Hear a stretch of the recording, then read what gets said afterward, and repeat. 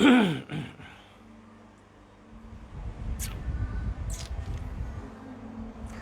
าสูงค่ามาสูงพ่อแม่พี่น้อง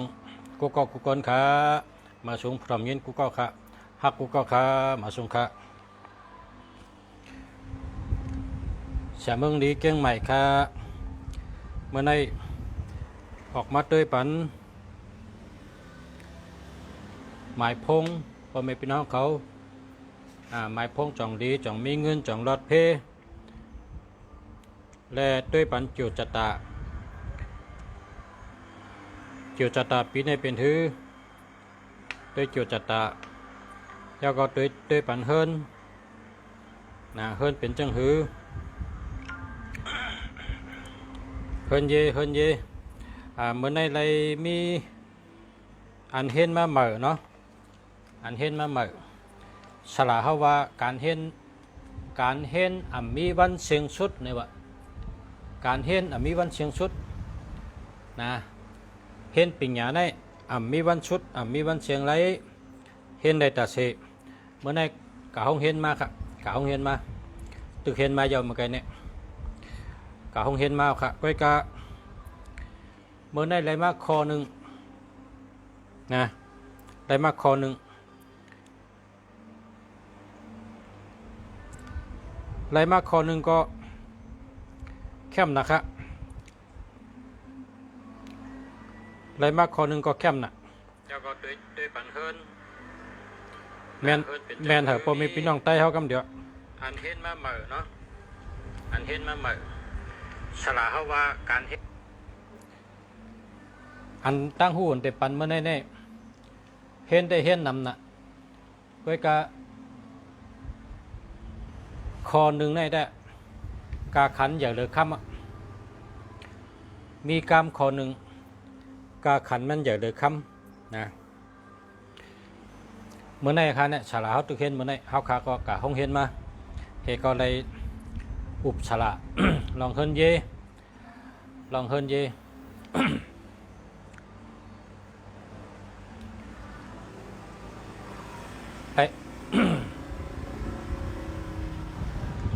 ไล่อุบเนฉลาเขาว่าย้อนช้างกอบจังหือกอบลองสังปีน้องเฮาหิมเงินหิมคำกันปอเหลียวเมเหลียวกันหิมเงินหิมคำกันคนเฮินเดียวกันหิมเงินหิมคำกันหิมอมวยกันพี่น้องกันหิมอมวยกันคนเมืองเดียวกันหิมอมวยกันคนเฮิรนเดียวกันหิมอมวยกันคนเฮิรนเดียวกันหิมอมวยกันย้อนสังเนี่ยอาจองว่าก็ตอบมันแล้วครับคำตอบมันได้มากครับมันเนี่ยอาจองว่าเป็นเจ้าในห้อยเนี่ยกะอาจองว่าเป็นเจ้าในห้อยเนี่ย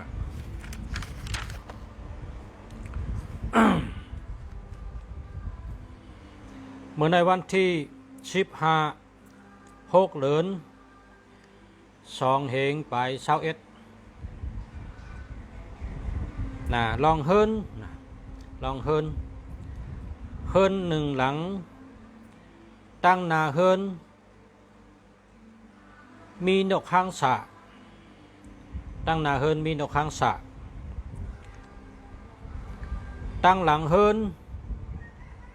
มีเต่าตั้งหลังเฮิรนมีเต่า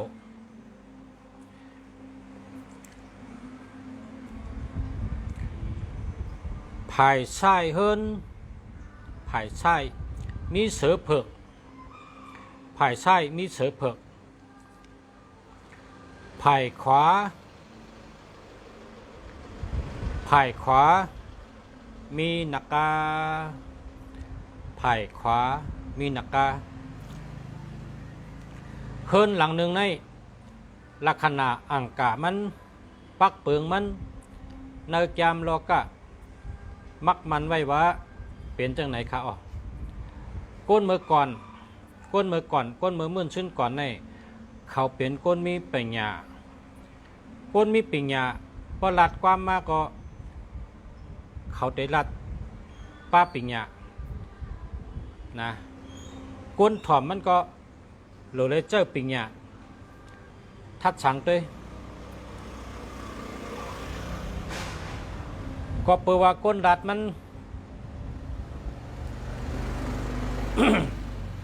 ซ่อนปิงหยาไว้ให้ก้นถ่อมมันเจอปิงหยาเสถ่อมกามขอในจังไกเปลี่ยนมาความสีเคาะความสีเคาะตั้งนาเฮินโหลไรมีนกข้างสะตั้งนาเฮิน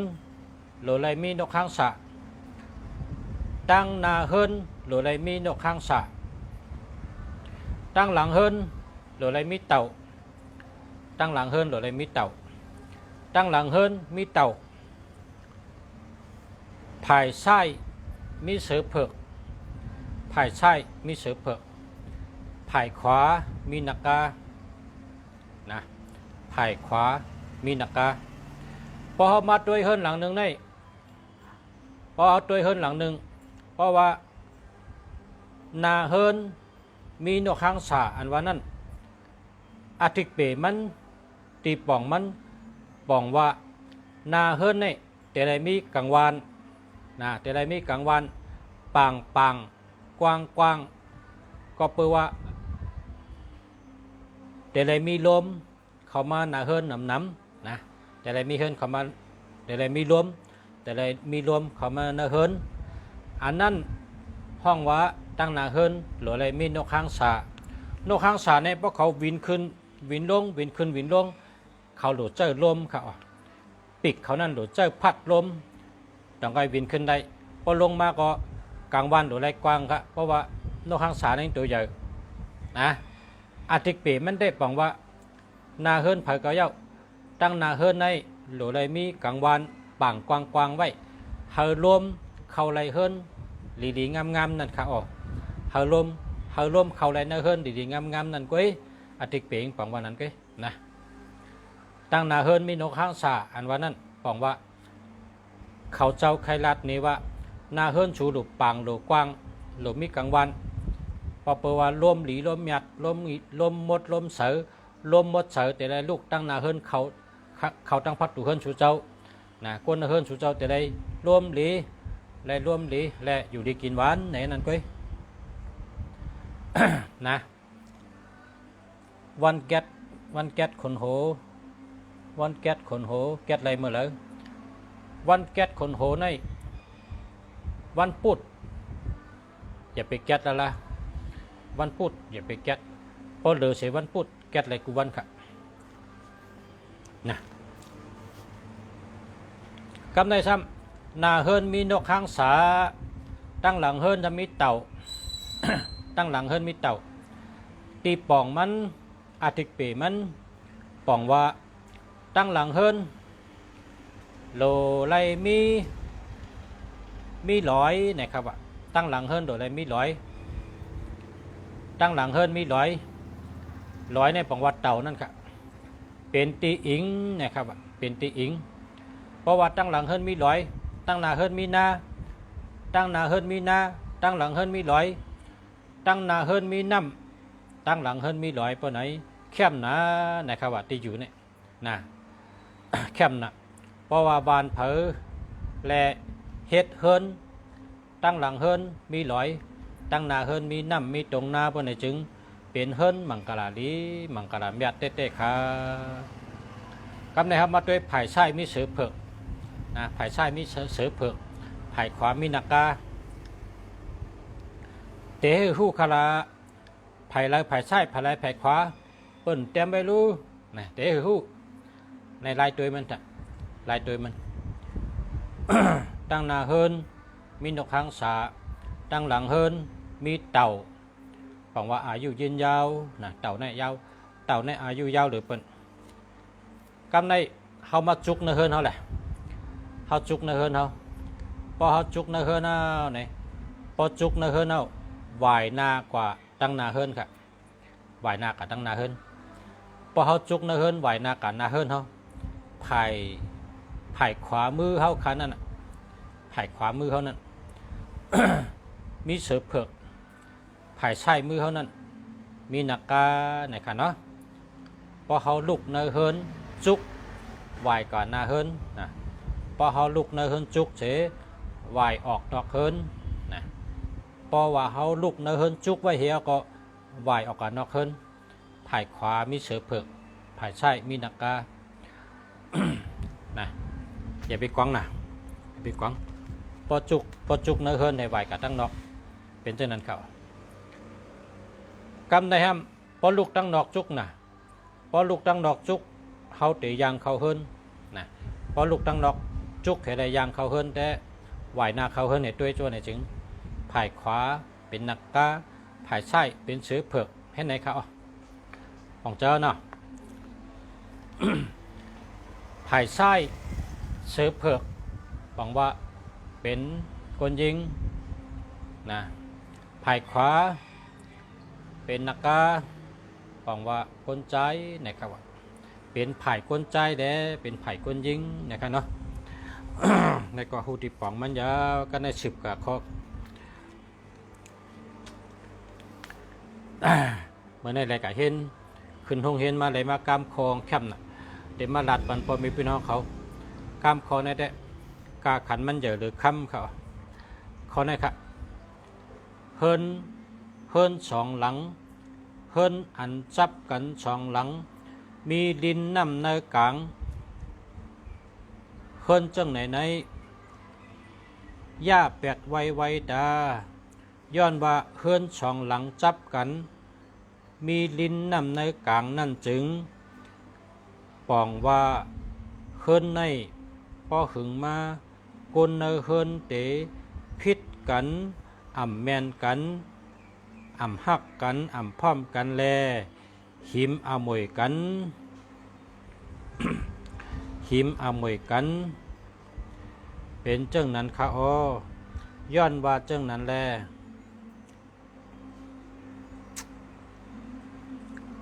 ย้อนว่ามีดินน้ำแคนแลเฮือนสองหลังในหลู่ย่าแปดหลังหนึ่งไว้หลังหนึ่งก้อยจังดี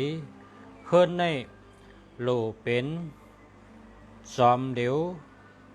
อ่ำหลู่มีลิ้นน้ำแขนกลางขาเช็ดจำกันอยู่เชตาก็เพราะว่าอ่ำจับกันเต้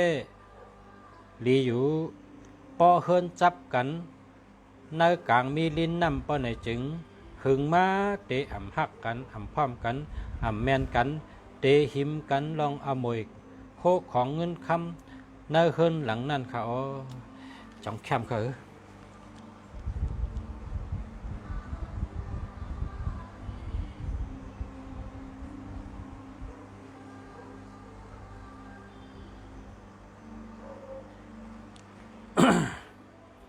จังแคมเขาเฮินจังไหนเฮินจังไหนเป็นเฮินเฮากำเดียวใครอ่ะ เป็นเฮินเฮากำเดียวปอเทาเฮานะปอเทาเฮาชื่อว่าลุงจริงนะปอเทาชื่อว่าลุงจริงเมเทาเฮาชื่อว่าปากคำเมเทาคำและตั้งลุงจริงปอเทาเฮาเมเทาเฮาในมีลูกใจลูกยิงนะ14ก้อครับ14ก้อในหลายเรื่องกูก็ใหญ่กูก็เป็นยิงเยอะใจหลง เจออย่าเคลื่อนลงค่ะเนาะเหตุก็เคลื่อนเขาในดังใหญ่นะครับเมื่อเขาขับก็เรียกเนี่ยเขาขาหันเคลื่อนเป็นมุงเรียกสองจับกันครับหน้ากลางมันมีลิ้นนำจึงวางเตี้ยหลังตั้งเหนือเคลื่อนหลงมีกองมีมองยาก็ไว้โคนมีกาขันก็ติดเตรียมมาเชื่อหลังเล็กเฮ็ดตีหงกินหงย่ำเฮ็ดจังไหนใครเฮ็ดจังไหนใครพี่ไพ่ก็มีสองตีงเลยรายการในหลังลงนั่นชูสายไพ่สายหลังเด็กแฮ่แลพอเขาก็ใหญ่มากเนี่ยเขาหันได้ทำได้อยู่เพราะว่าพอเขาตั้งเมเขาในก็ซ้ำเฮ็ดเคินเหมือนในอย่างไรอ่ะนะพอเขาตั้งเมเขาก็ทำเฮ็ดพ อเฮาชื่อว่าลุงคำแม่เฮาชื่อว่าปานนเฮ็ดเฮิรนเหมือนในก็ยะเฮ็ดเฮิรนเหมือนจังเฮิรนปทไม่เท่าก็เฮ็ดสองจับกันหน้ากลางมีลิ้นน้ำลิ้นเฮาได้ลาดเฮิรนปทไม่เท่ากันเขาหิมกันลองเอามวยโคของเงินคำอโลยเขาหิมกันค่ะเขาแม่นกันค่ะเนาะต่อถึงปั๊บผัดกันเพกันผัดกันเพกันอ่ำเย้าเฮิรนก็เลยย่าค่ะนะย่ามดค่ะเฮิรนดังอ่อนดังลงย่าขายเหมือนกันเรียกก็ขายอะไรก็ขายนะอันเปลี่ยนอันย่าก็มันเก่าก็ยาวมันเก่าอันอู้ก็อู้อันพังก็พังอันดีก็ซ้ำเก็บกับให้เทินแทงให้ไหนหิมกันหมดค่ะหิมกันเพกันตั้งแต่อุกจะเป็ดเจเงินคำโคของเนี่ยหิมกันย่อมแม่นกันแล้วก็เป็นเฮิรนอันคาอยู่เฮิรนปอเฮาแมวเนี่ยก็เพกันผัดกันหมดค่ะนะผัดกันหมดปีน้องๆในผัดกันหมดครับผัดกันอยู่ก็ดีก็ตั้งนั่นกะอันอยู่จู้กันช่องก็ได้มีนะมีมันผัดกันหมดผัดกันแล้วก็ย่าเป็ดหมดเฮิรนโด่งในย่าเป็ดหมดย่าเป็ดหมดแล้วครับขึ้นพอเขาขาก็ใหญ่มาเนี่ยเขาขาหันขึ้นเฮ็ดหลังเหลวมิลินนะมิลินก็เพราะว่าเฮิรนอันเป็นเฮิรนสองในปัญหานำนะอะไรยาเป็ดนะปัญหาไรลองไรมิ้วยาเป็ดเฮก็เฮ็ดเป็นดังเดียวจอมเดียวเฮต่อถึงเขาขาก็ใหญ่แต่ เป็นเช่นนั้นไว้นะเขาขามาโดยอันในฉลาเขาสอนว่าเฮิรนในอันเฮิรนจะไหนมันจะว่ามีเมืองเขาไงเมืองเปิ่นก็เป็นเมืองเปิ่นเป็นให้เราเปิ่นเก็บข้อมูลว่าเฮิรนโกนจังหือแลพร้อมกันหักกันตั้งแต่สองเกาะอันว่านั้นโผเหมือไม่เหมือเนี่ยมังกรสองก็เฮียก็กว่าอยู่เฮียก็ซ้ำมีลูกมีล้างมีลูกมีหลานเฮ้ยเลยอยู่กันซ้ำเพราะเป็นนาเฮิรนเยอะคนก่อนนำจะอยู่กันซ้ำมีปัญหาเฉพาะต่อมาเป็น200 ปีมังเฮิรนหลังเนี่ยอยู่มา2 ปากปีอยู่มาเป็นปี2 ปากไปก็มีปัญหาสังเฮิรนจังไหนจ้ำเป็นเฮิรนอันมีลิ้นนะเป็นเฮิรนอันมีลิ้นเป็นเฮิรนปุ่งจามจังหือก็ยะก็กะจอมมันมีจอมเดียวมีลิ้นแลอยู่เป็นปาก2 ปากปีไปก็อยู่กันลู่แล้วพิมพ์มวยกันพิษแผกกันอันนี้เป็นเช่นนั้นค่ะการในเฮิรนอันเฮิรนกูเนี่ยเฮิรนอันสองหลังจับกันในพอกับเก็บข้อมูลมาเนี่ยเปิ้นหันว่ามีปัญหากูตีกูเมืองว่าเมืองอังกฤษว่าเมืองเขนะว่าตีเด้อนะก็เปิ้นก็อันก้นอันเฮ็ดฉลาดเลยเมืองเนี่ยเขาเก็บข้อมูลมานะเขาเก็บก้นเก็บข้อมูลเนี่ยอ่านเหงมันก็ปองเนี่ยช่ำเก็บมาเนี่ยเมื่อปอเตรียม20 ปีในเป็นปอเตรียม20 ปี1 ปอกในเป็นแต่มีตีเป็นจู้กันลองเฮิรนเยเป็นก็เอามาแตกในกันปัญหาเป็นจึงเฮิรนจึงปอเตรียม20 ปีแต่มีปอกหนึ่งปอถึง20 ปี3 ปอก60 ปีนะ60 ปีในติบจู้เอาข้อมูลในอยากไข่นงมันเนี่ยอาแปดมันนำกระหืออาแปดมันเก๋กระหือเนี่ยเฮ็ดออกมาเป็นปั๊บในครับว่าพอเต็ม60 ปีจังไหนให้แล้วจังไกปอเป็นมาว่าเฮิรนอันดีเดเปิ้นเนี่ยเป็นเฮิรนอันมิลินนะมิลินเฮ็ดจังหือก็ได้อย่าให้มิลินพอเป็นเฮิรนสองให้หน้ากลางมิลินนั่นแหละพิษกันหิมกันลองเอาหมวยเนี่ยมีกูเมืองนะเพราะฉะนั้นก็เขาว่าอันนี้มันเนี่ยเป็นข้อความเหมือเขาเหมือข้อหนึ่งก็ว่า ค ข้าเขาคู่เหว่าโอ้เฮิรนเนี่ยเป็นเฮิรนเฮากำเดียวแล้วก็เฮิรนเมทัลเขาปอเท้าก็จะเฮิรนจะไหนเขาก็เลยรู้แล้วมดเต่งก็ยะนะรู้แล้วมดเป็นเฮิรนสัตเทลงค่ะปอเท้าก็สัตเทปอเท้าในสัตเทลงค่ะสัตเทลงพอในวันนอกเนี่ยบ่ในวันนอกเนี่ยปอเท้าเขาเมทัลเขาในเป็นบัตสัตเทลงเมื่อเขาก็เลือกนะเป็นวันนั้นเป็นสัตเทลง พอเฮิรนสัตเทนวันนั้นพอถึงเดินหาเนี่ยกูปอกเนี่ยมันมิดโจรขนาดเปิ้นได้โกโจรฮะพอถึงเดินหาเนี่ยเปิ้นได้เอาสัตว์ปอกเขาในกันนะสัตว์ปอกเขาสัตว์ตักเนียงเนี่ยเปิ้นได้มาเสือในกลางวันเดียวก็เปิ้นก็เป็นเงินเป็นคำเนี่ยเปิ้นมาสุกมาสีเขาเปิ้นมาสุกสีเพราะมันอันขึ้นเขียวๆเนี่ยก็เปิ้นเอาชมพูเนี่ยพี่น้องว่าเจอเยอะว่าติ้งชมเห็นนั่นนะเปิ้นเอามาปอดมาโทขึ้นเหมือขึ้น1 ปี 1 ปอกในเปิ้นคุดเหวขึ้นมาเจ็ดมาถูมาตักแห้งค่ะป้องแห้งเอาเนี่ยเจ็ดแห้งเอาจังไปขึ้นปกแผ่นแดงแหวขึ้นขอขึ้นเป็นตุ้มเป็นจอกอันยาวก็เป็นตุ้มอันม้วนก็เป็นจอกให้ในจังไปขึ้นกับชิมขึ้นนำน่ะเมื่อเขาก็เรียกนะเป็นเงินเป็นคำอะไรนั่นน่ะพระห้องเฮิรนสัตเทกุปอกนะนั่นทำเฮิรนทำเป็นเฮิรนจังว่านั่นพอถึงขิงลุกล่างใหญ่มายาวเนี่ยเขาก็ซ้ำก้นเท่าได้พอเท่าก็ตายไม่เท่าก็ตายเอาเขาซ้ำหิมกันน่ะใบพอเท่าตายเอาในไม่เท่าก็เลยแจกบันเขาว่าก้อนหนึ่งได้กี่ก้อนหนึ่งได้น้ำก้อนนั้นได้แน่ก็ได้ในนั่นได้เป้งกันได้เหมือนกันนะซ้ำยาปัญหาลองแจกอมวยในย้อนเฮิรนสองหลังในกลางมันมีลิ้นแมนเมลมันนะครับเนาะเพราะว่าเผอมีเฮิรนเนี่ยก็เฮ็ดหลังเดียวไว้ละนะเฮ็ดหลังเดียวเฮ็ดแคมเฮ็ดใหญ่เฮ็ดหลังเดียวนะแต่ไรป่นลองหิมกันลองอมวย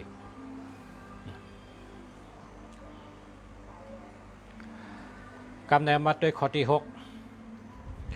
เฮิรนในหรือมีหูปะแตงหรือไรมีกูเฮิรนหูปะแตงเนี่ยเพราะว่าหูปะแตงในมันเหมือนหนังหูเห่อก้นเฮานะครับหูปะแตงในมันเหมือนหนังหูเห่อก้นเฮาก้นเราในก็มีหูเห่อพอเหตุการณ์ออกเห่อออกแห้งในเห่อออกมานี้เหี่ยวก็อยู่ดีกินหวานนะครับว่าเห่อหูเห่อก้นเฮาเฮิรนก้นก็พอมีปะแตงก็หลบผุยเป็นปะแตงมันพอเขาผุยปะแตงเนี่ยลมเข้าเนื้อกงเฮิรนเขาจะได้อยู่ดีกินหวานข้าวก็เพราะฉะนั้นเฮิรนเนี่ยกูเฮิรนเฮมีหูปะแตงนะผุยปะแตงปั่นกูวันนะ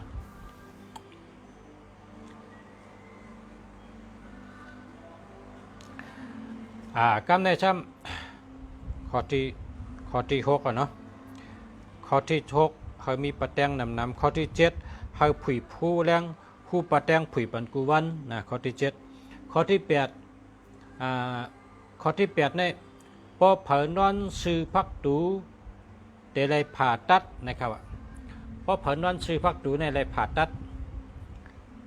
พอก้นนอนซื้อพักตูในไรผ่าตัดในก็เมืองไทยเขาได้มีโยผ่าตัดเมืองไทยได้มีแต่ว่าเมืองไทยในเป็นใกล้ไรยินนะผ่าเนี่ยนะผ่าเฮียก็ขึ้นเย็บขึ้นในเป็นห้องว่าผ่าตัดนะคำพองก็ผ่าต้องคำพองก็กำนำในผ่าต้องนั่นค่ะนะ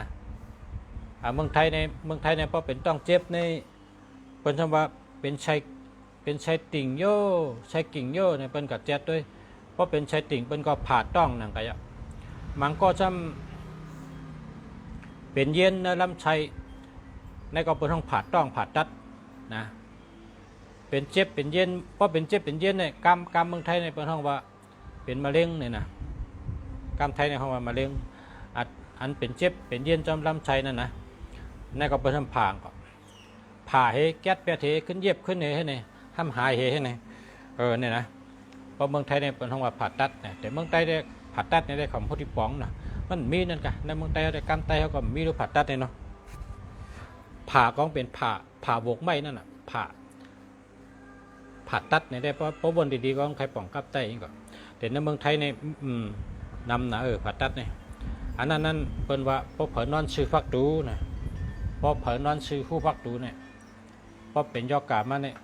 กำนำในได้ผ่าตัดเนี่ยอันนี้ก็สติของเผอมันนะ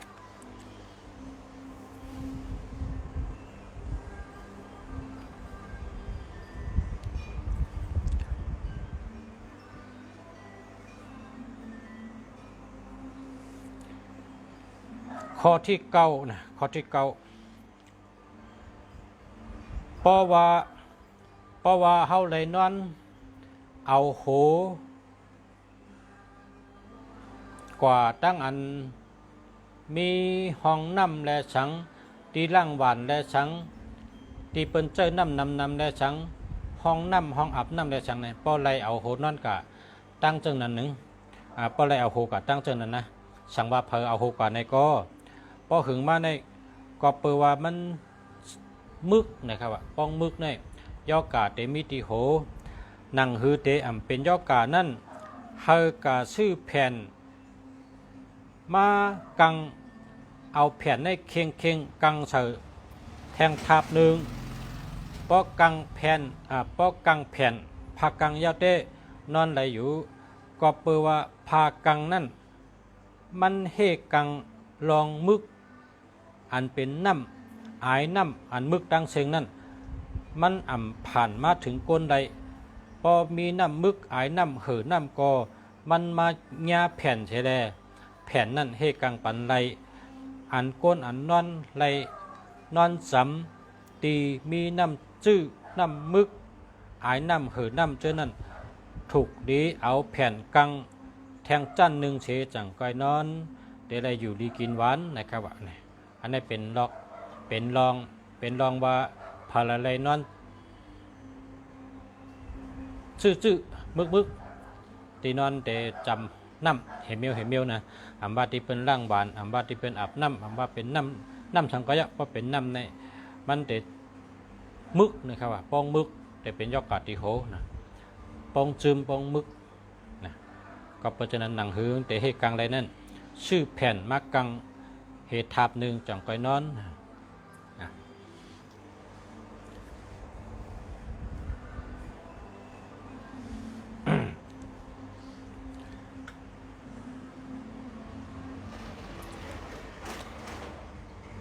ข้อ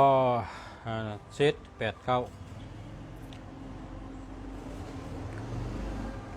อันนั้นก่อนอันนั้นเก็บไว้กันมีพี่น้องถามเข้ามาด้วยบัญชีกรรม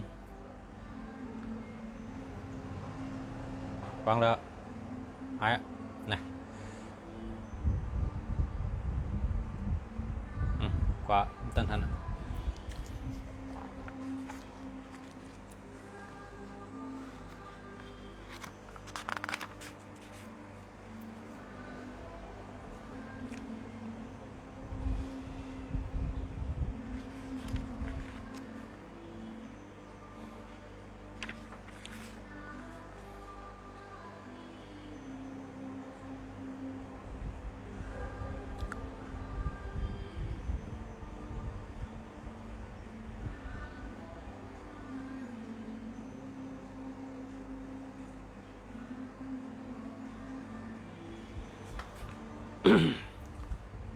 เฮินมังเฮินในวะอันนี้ฉลาดรัดว่าเฮินมังเฮินมีพักตูหลงกวยกะก้นมังก็ในหอกาเพราะเขามากึดกาเนี่ยเขาตีลูกตีพักตูกาลูกตีอันเป็นกึดกาเนี่ยล้านสึ่งอันเป็นจอดกาเนี่ยเพราะว่ากึดกาเนี่ยปลงกาเนี่ยก้นหอกาเนี่ยนะกำนำในตีไปกว่าจู้ทางกันต่อขนาดไปกับจู้ทางขี้ว่ะกว่ากัดตั้งทางขี้กับเข้าทางขี้ทางเยี่ยวกับล้างมือกับเฮ็ดเหมียวเพราะเขากวาดตั้งหลังเย้ามาเข้าพักดูหลังจังไหนในพิษนะเนี่ยนะเพราะเป็นคนหมักคนมีเนี่ยกะคนมีกานะ มีกาพอกาตั้งนอกมาเนี่ยมากึดกลางไว้ที่สึ่งกึดกาเนี่ยพักตูหลวงเนี่ยมันเข้ามันได้ไปเรียบเพิ่นกว่าหาทางขี้กะออกนอกข้ากะล่างมือกะไก่หำเย้าก็เพราะว่ามันล่างมือเย้าออกนอกเย้าเนี่ยมันอ่ำขึ้นเดียบมาตั้งพักตูหลวงมันใกล้มาเข้าพักตูอ่อนนะเพราะเป็นเจ้าในพิษนะนะครับว่าพิษนะพอเกินอันเจ้าพักตูอ่อนเนี่ยหาเงินก็แต่ไรอันอ่อนมันน่ะอันดงมันอะไรเหตุการณ์ก็อันดงมันในมันอ่องมันแต่เป็นอันอ่อนกับที่ก็เปิดมันเจอพักตูอ่อนนะเพราะฉะนั้นก็เจออันเป็นคนมีเฮินมีพักตูอ่อนพักตูลงเลยนะอย่าไปเข้าล่าพักตูอ่อนมือกะตั้งนอกมามือกะกันมามือกะเหตุการณ์มามือกะฮอกามาเพราะว่ามาเฮินในฮาเลชัตตินะพอกึดกายาวเนี่ยก็ให้เข้าพักตูลงนะให้เข้าพักตูลงตาเสพอโหลเฮ็ดสังก็เข้าพักตูลงเย้าจังไกลูกเนื้อเฮินขึ้น10กว่าต่างตีกะก็ใครกลางเลยอำนั้นก็สังว่าใครล่างมือใครออกนอกก็กว่าล่างมือกว่าออกนอกดีงามเย้าก็อะไรขึ้นมาเข้าพักตูหลงนั่นแหละชัดตียังเผยมันนะคนอันมีเฮินพักตูอ่อนเทแรพักตูหลงอย่าไปขึ้นพักตูหลงอย่าไปเข้าพักตูหลงละพักกันต่อค่ะอย่าไปเข้าพักตูอ่อนละเพราะว่าพักตูหลงนั่นเป็นเงามันโลไล่เข้าตั้งพักตูหลงได้ดิค่ะนะเพราะออกพักตูอ่อนเพราะเข้าพักตูหลงในว่าในแต่แมนจอมปุนตาการมักมีกลเฮินนั้นนะครับเนาะ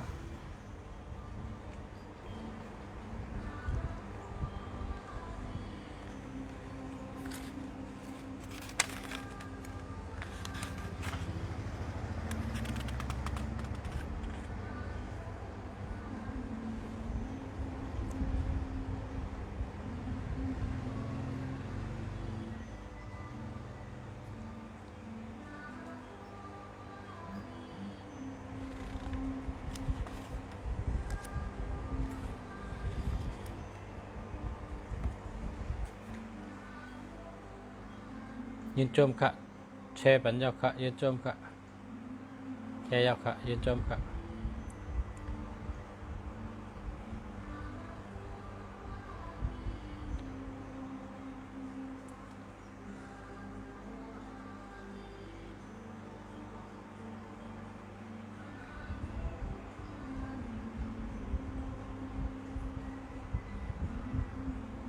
เมื่อเคยหันของคันนะแช่ยาค่ะในทำมีปลาคอดทำอยู่แต่ว่าขึ้นมาเติมหันเอาค่ะเพราะว่าแช่ยาในได้มันได้ขึ้นมาว่าแช่ในค่ะเนาะแล้วก็หันเขาถามก็หันเขาเมื่อแกนำท่านได้ตอบเหตุก็พอขึ้นมาเติมหันเอาว่า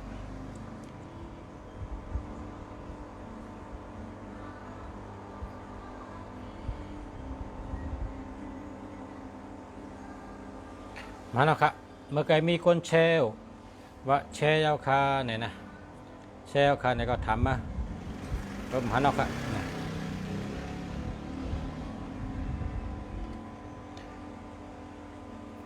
อันกันต่อกันนะเพราะว่าแชร์เฮลก็ถามมาได้ตอบก็เมื่อไกมันตั้นตอบครับ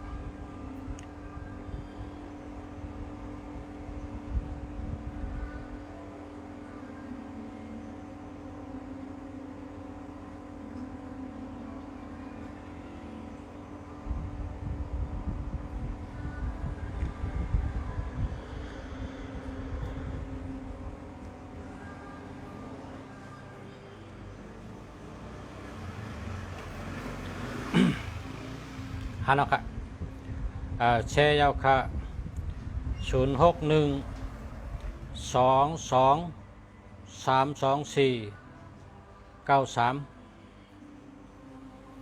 ห้ามเข้าค่ะเพราะว่ามันมี1 2นี่อย่าไปใจละนะ 12เนี่ยอย่าไปเจอแล้วล่ะสังว่ามีจังไหนก็กว่า50,000ละ12เนี่ยมันดีค่ะรายปีก็มันดีเมื่อไรก็มันดีค่ะเนาะอันนี้ก็ย้อนให้50,000ค่ะนะขอบคุณค่ะที่แชร์ปันแชร์ยาวค่ะ0644597482อันนี้ดีค่ะอันนี้เจอแล้วค่ะแชร์ยาวค่ะยินชมค่ะ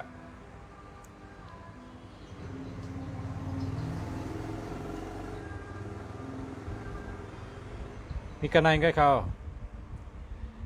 ทำก็มาแทงค่ะเพราะว่าหลูทำลุงเสียเมืองดีจังใหม่เมื่อไกมีคนถามมาว่าหวยในตีออกข้างลุงเสียเนี่ยว่าลุงเสียเอามาปัน2 ตีน่ะเอามาปัน2 ตีเพราะว่าตีที่1เนี่ยลุงเสียเอามาว่าเป็นของไทยรัฐนะหนังสือพิมพ์ไทยรัฐเต็มไว้อันนี้ก็มันเผยก่อมห้วยก็นะเผยห้วยวางเตะออกข้างนะเผยห้วยก็มันเป็นจามเดือนจามดอนกันแกเขาก็เอาตั้งโจนะเฮก็เฮ็ดลงมาเนี่ยมันก็ว่าเพิ่นก็เอามาขำมันเผยหรอกนะลุงเสียก็เอามาขำลุงเสียก็หู้วางเตะออกข้างแกการลุงเสียเอามา2 ตีนะตีงไทยรัฐตีงไทยนิ้วเอามาปั่นพ่อแม่พี่น้องเขาว่าถามมาว่าลุงเสียเตะเสียงนะลุงเสียเตะเสียงนะลุงเสียไปชื่อตัวก็ว่าไปแล้วเอาก้ามกันด้วยอันนี้ป๊บเป็นก้นอันหมอเอาก้ามกันเนี่ยเต็มแม่นแล้วก็จ้ำเต็มไปด้วยนะอย่าไปกวาดเฉยเพราะเฉยก็เฉยด้วย1 เปีย2 เปีย10 เปีย20 เปีย1 ขัน 5 ตองเนี่ยก็เพราะใครเฉยด้วยก็อังเดแมนในก็ห่มว่ามันแมนในก็ห่มว่าก็เปิ้นเฮ็ดมาจังไหนค่ะลุงฉะเอามา2 ตี1เนี่ยเดี๋ยวมีอยู่4 1 5อันนี้แถวตั้งเหนือ4 1 5แถวที่2ตั้งแต่ได้ซ้ำ8 6นะ8 6ตัว6ในชื่อตัว5ตัว8ในชื่อตัว4อันนี้ตี 1นะอันนี้ตี 1ก็ในแทงตี 1ซ้ำมันหลวกับจับกันค่ะเอาเลยจับอันเลยได้กับจับพังเกวียนะแทงตีซ้ำเตรียมไว้แถวตั้งเหนือชุดในมี4 1นะแถวตั้งเหนือชุดในมี4 1ก็ในแถวในกลางมันจะมี3 5 2แถวในกลางก็ในแถวตั้งแต่ชุดซ้ำแต่มี6 9นะแถวตั้งแต่ชุดซ้ำมี6 9ก็ในประมาณอ่านนั่งค้างซ้ำเป็นนะ9 5 4 6 9 2 6 2 9ก็มาขึ้น6 3 4อันนี้มันเหตุเตรียมไว้จังไหนก็เอากับจับหังก็พอเราจับได้จังหือก็นะมันก็หัวเผเตแม่นมันก็หัวเลยนะเอากับจำได้ทั้งเผงมันนะ1 เปีย2 เปียก็จำได้นะ1 เปีย2 เปียก็ใครจำได้ก็เลยมันก็เป็นมีเผาหูเตะไม่ได้นะมีคนถามมาก็มันมีกูปัดครับในแต่ลุงจะปัดได้มากก็เดี๋ยวในขึ้นมาลัดนี่ก็พอถึงวันที่14 15 13 14เนี่ยมันออกมาค่ะนี่นะเมืองใต้ในเมืองทองว่าปากกวางนะฮะเมืองใต้ทองว่าปากกวางปากกวางฮะเอามานี้2 ตีค่ะนะเอามา2 ตีนะก็ใครจำได้ก็จำนะ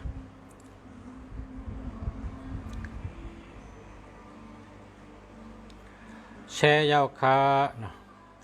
0993670221อันนี้หาเมื่อค่ะดีค่ะแชร์ยาวคาอายุ25เกิดวันสังน้ำป้าค่ะเนาะอันนี้ด้วยมันได้ค่ะด้วยปันหมายพงค่ะแชร์ยาวคา0815708352นะอันนี้ก็5 50,000ครับ50,000ครับ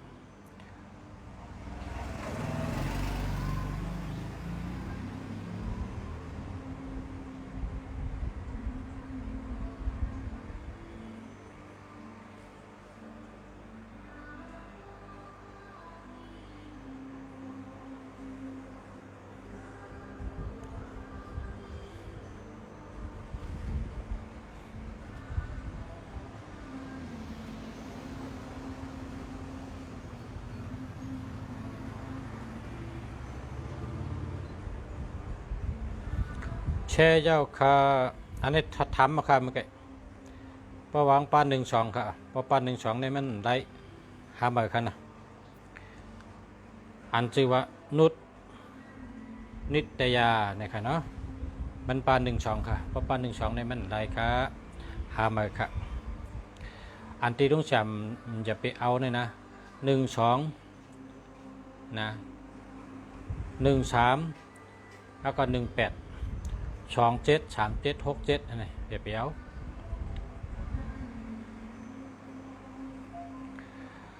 เชยาคาจินุนาคาขอบคุณค่ะขอบคุณค่ะ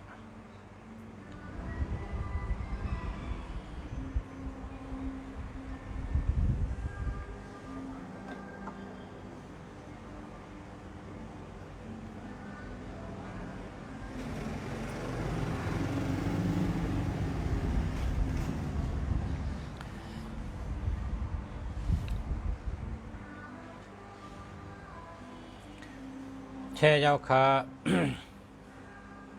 0644597482อันนี้ดีครับอันนี้จะแรกครับ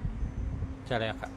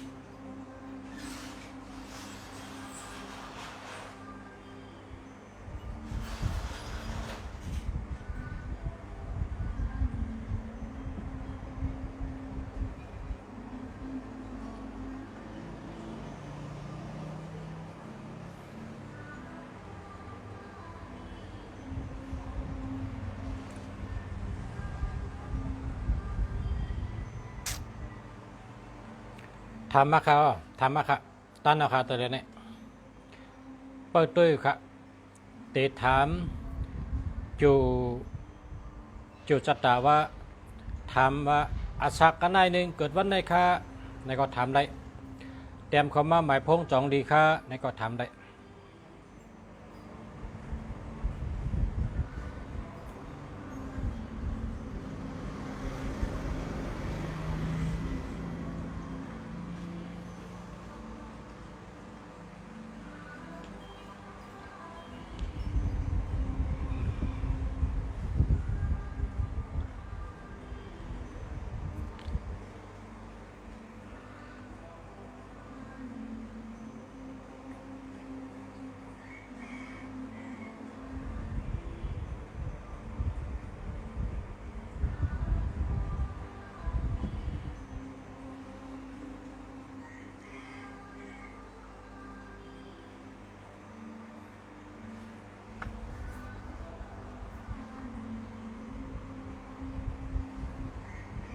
คนวันติดอาศัก24 25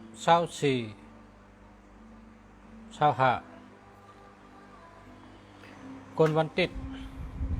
อาศัก24และ25นี่จุ่มดิพอถึงวันติดกว่าแต่เต้นพยองแต่ง26 ต้นนะมัดสู้กันให้ไตพอถึงวันติดในกว่า1 วง 1 ปอกกับแต่เต้นอยู่พลาตั้งปีเพราะฉะนั้นเนี่ยจากนักเป็นเบานะจากนักเป็นเบาปัญหานักก็จะเบาลงแต่ฉะนั้นนัก ก็ตีเบามาอาเป็ดนักก็ตีเบามาลองเฮ่อลองหยับนักนะในก็ตีเบามา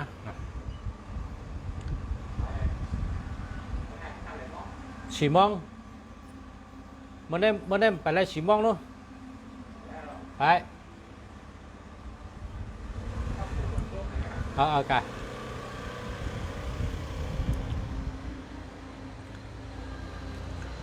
062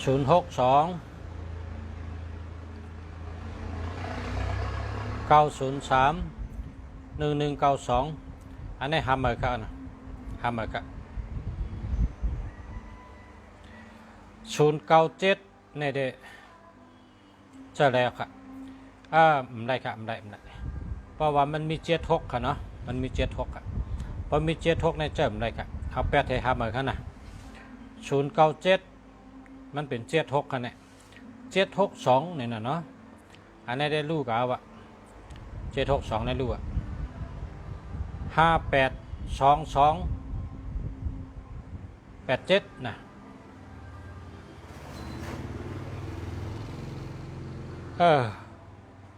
หามาค่ะวันพุธอายุ25อันนี้ดีเข้าคนวันพุธอาศัก25นี่เกี่ยวดีเต้ๆค่ะเกี่ยวก็ดีรับก็ดีค่ะคนวันพุธอาศัก25ดีค่ะดีเต้ๆค่ะ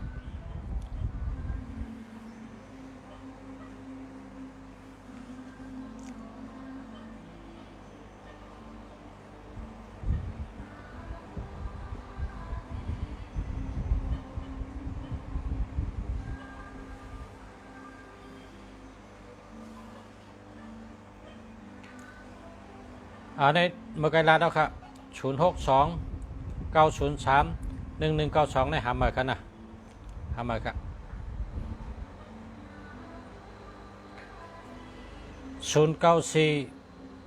442 62 602อันนี้หามา094 957 1987อันนี้เดียวเจ้า1987เลย1987เนี่ยเจ้าแล้ววะแต่ว่า2602นั่นเอา8เถอะ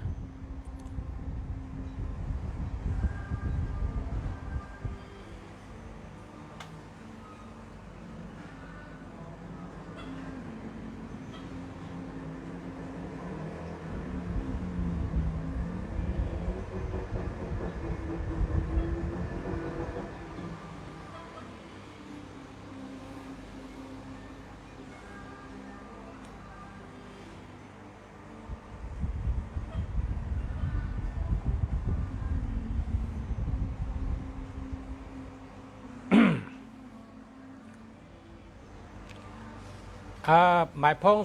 094นะ094 442 62602เนี่ยเอา8เถอะแล้วก็เจ้า094 957 1987อันนี้เจ้าอะไรครับนะ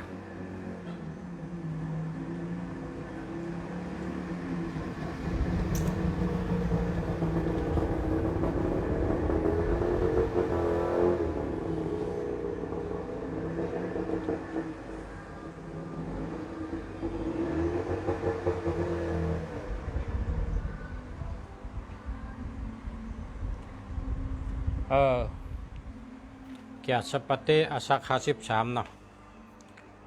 50ปลาย3ชิดงาลิเลเสชิดเขียวลิเลเสชิดเลเสกูงาเสกุตุหะเนาะกุตุหะ1 2 3 4 5 6 7 8 1 2 3 4 5คนวันจัดเตอาศัก53เนี่ยรีวค่ะรีวค่ะแกเต19ยาฮู12นะแกเต19ยาฮู12อันนี้90 11 31เนาะ31ช็อกจาก21 50 8 2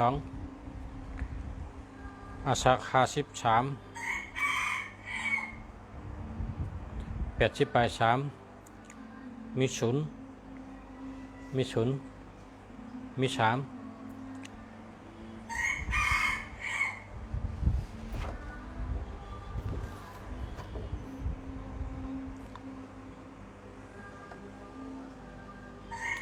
เฮงชามปาก30นะเฮงชามปาก30ก็ตัว7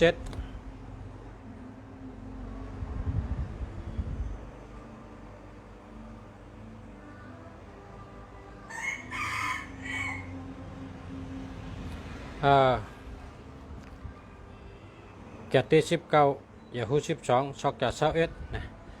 เลียลีกุมิวครับก้นรวันแกะเตก้นรวันแกะสปาเตอาซาคา13ปีนี้จูอ่อนก็ลีจูลงก็ลีลีทั้ง2จูครับจูลงก็ลีจูอ่อนก็ลีเพราะจูลีได้เหตุการณ์ใกล้ๆแล้วแต่มีเงินนำ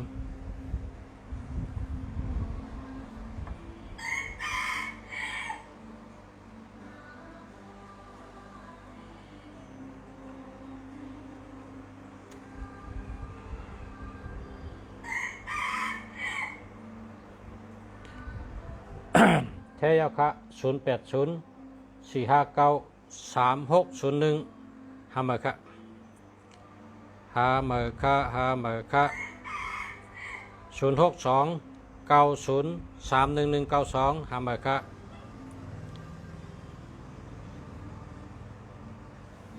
ปอชาอยู่ไว้ที่ไรค่ะปอชาอยู่เชียงใหม่ค่ะอยู่เชียงใหม่อยู่ตั้งหลังวัดป่าเป้าค่ะ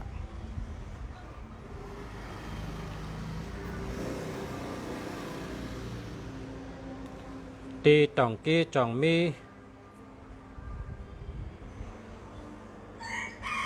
แอมอัดเสียงตะลาปริกีสเวชุกตีต่องกี้มีครับเพราะอะไรก็ส่งเมื่อปันแล้วส่งเมื่อปันก็ไรครับเพราะอะไรนะสั่งมาปริกีสเวชุกมีเพราะอะไรก็ส่งปันได้ครับ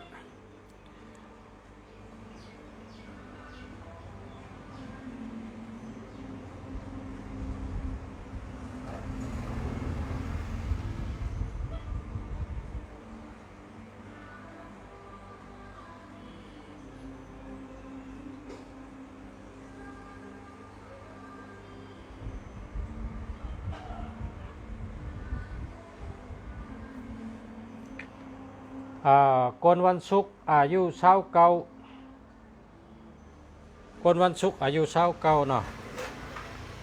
8324มีตัว5เนาะ1 2 3 4 5ก่อนวันศุกร์อายุ29ปีนี้จูดีเต้ค่ะจูก็ดีรับก็ดีตั้งหักก็ดีครับจูก็ดีรับก็ดีตั้งหักก็ดีครับชอกจ่า21ตั้ง16ปี27ตั้งละ15 42ตั้งหักก็ได้มีเหมือและสตินะคนหักเก่าก็มีคนหักใหม่ก็มีแทงจูก็ดีรับก็ดีน่ะคนรับดีก็เหมือนนั้นนะเนาะคนหักเก่าก็ดีคนหักใหม่ก็มาให้เนี่ยเนาะแน่เพื่อนจูดีรับดีจูจัตตาลีรับก็ดีจูก็ดีเขาจูจัตตาขึ้นมักอื่นแหลกคำคงจัตตาลงคำคง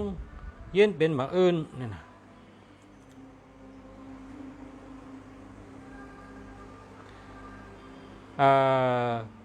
แสงผู้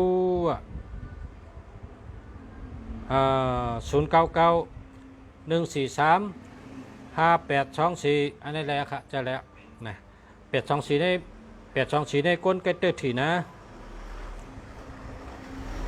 ก้นนั้นใกล้เตอร์ถีแต่มี824328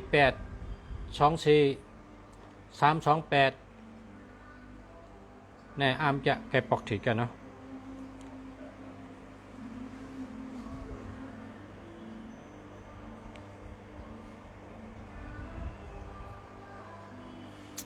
0802218641อันนี้หาเหมือครับหาเหมือ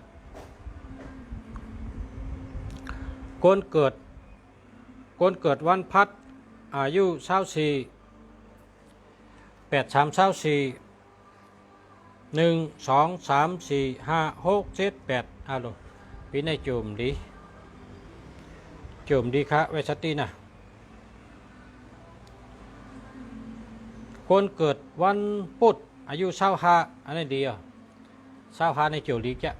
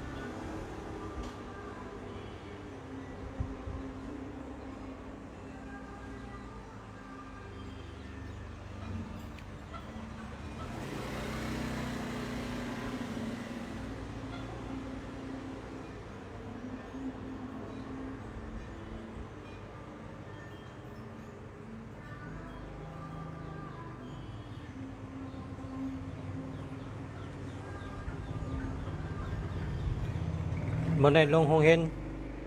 สีมองเหมือนมาว่า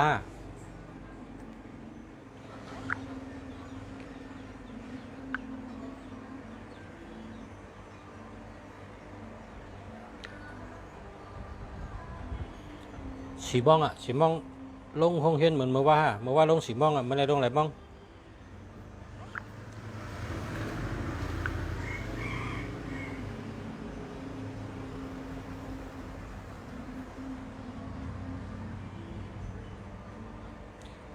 ฮัลโหล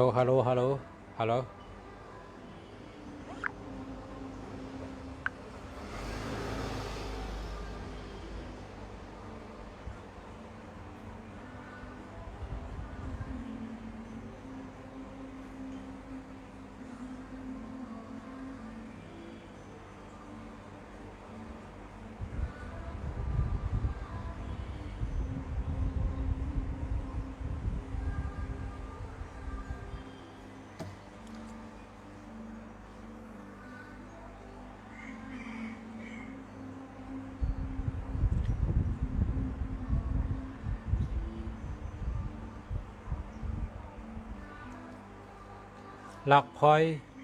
มีอยู่ค่ะมีอ่ะหลักพอยมีค่ะ0824792554นั่นดีเข้าใน0949855144เอ้าเดี๋ยวแคมเตะครับลีเตะครับ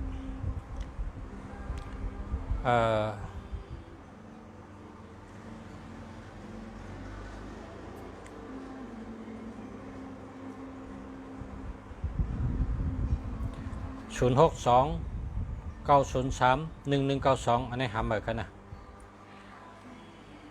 หาเหมือนกัน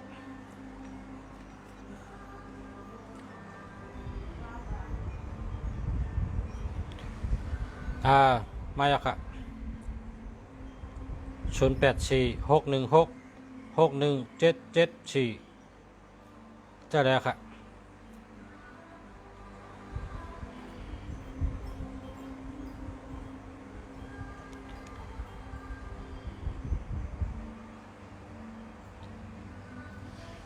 0824823858อันนี้ดีครับเมื่อไกลตั้งได้ยินค่ะอ๋อ0846161774ดีอยู่ครับ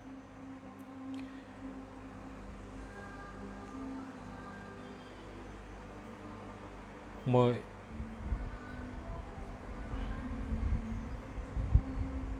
หลักพลอยกล้าขายมีเขาหลักพลอยเมีย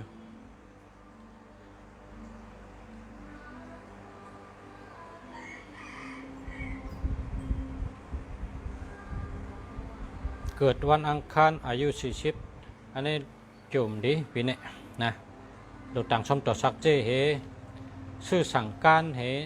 สับปีเทหมักลาเพกระดูกย่องไงนะ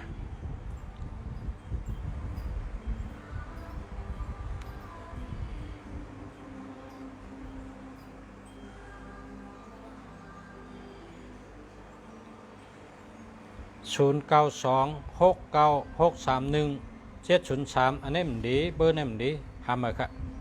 นะ0926963173นี่มันดีครับทำมาครับทำมา0992751511ทำมาครับ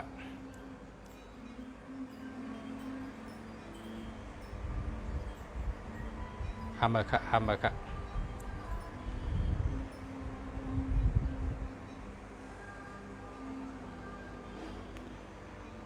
37วันจันทร์37วันจันทร์ชิดเลลีต้องเซนิดก็ตัว5 1 2 3 4 5ปีนี้โจลีปีนี้ก้นวันจันทร์อาศัก35ปีนี้ในโจลีเตะแต่ได้เงินนำตั้งปีได้เงินหลีตั้งหักหลีตัวเกี่ยวเจอเกี่ยวกว่าตั้งเลยก็ตัวแคมฉะจะแคมฉะกว่าก็หลอดเพมาก็หลอดเพนะดีเตะครับ0994436755หาเมอครับ096661117789แคมจันนะแคมจักครับก้นวันเสาร์อาศัก37ก็ตัว5 1 2 3 4 5ปีนี้มันดีก้นวันเสาร์อาศัก37ปีนี้ได้มันดีครับเราไม่เจอนะเราไม่จุแล้วก็ซื้อดูเป็นอากาศ3กอง10ปั๊บนะมาซื้อที่เห็นประสานเนี่ยเป็นอากาศ3กอง1ปั๊บ1ด้อย นะซื้อเหตุเต็มจื้อใส่พอเต็มจื้อใส่เอาไว้ที่แข่งพระไว้กูคำกูเนอนะเอาไว้ที่แข่งพระไว้กูคำกูเนอ